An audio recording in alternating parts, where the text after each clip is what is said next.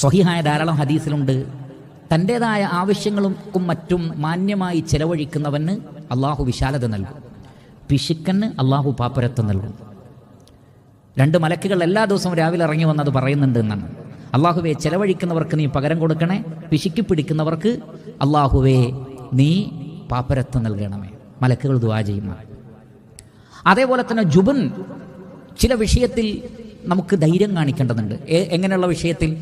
നമ്മുടെ കയ്യിൽ പണമില്ലെങ്കിൽ ഇല്ല എന്ന് പറയാനുള്ള ധൈര്യം കാണിച്ചിട്ടില്ലെങ്കിൽ അത്തരക്കാരും കടക്കാരാണ്. മറ്റു സമൂഹമുണ്ടാക്കി തീർക്കുന്ന ആളുകൾ എന്തു പറയും? ഇന്ന് പല ആളുകളും, നിങ്ങൾ നോക്കൂ, വീട്ടിൽ മകൾക്കൊരു കല്യാണമുണ്ട്, അതോടുകൂടി വാപ്പ കടക്കാരനായി. എന്തിനാണത്?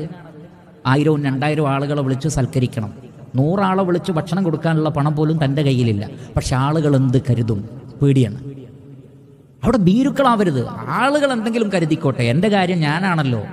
ഈ പറഞ്ഞ ആളുകളൊന്നും ഒരു പക്ഷേ ഞാൻ പ്രയാസത്തിലായാൽ എന്നെ സഹായിക്കാനുണ്ടാവില്ല. അതുകൊണ്ട് അല്ലാഹു സുബ്ഹാനഹു വ തആലയുടെ അതിർവരമ്പുകളിൽ ഉറച്ചു നിൽക്കാനും മറ്റുള്ളവരും അതേപോലെ തന്നെ ആക്ഷേപകന്മാരുടെ ആക്ഷേപത്തെ ഭയപ്പെടാതിരിക്കാനുമുള്ള തൻ്റെ ഇടമുള്ള ആളുകളും ഇതേപോലെ കടത്തിൽ പോയി കുടുങ്ങുകയില്ല.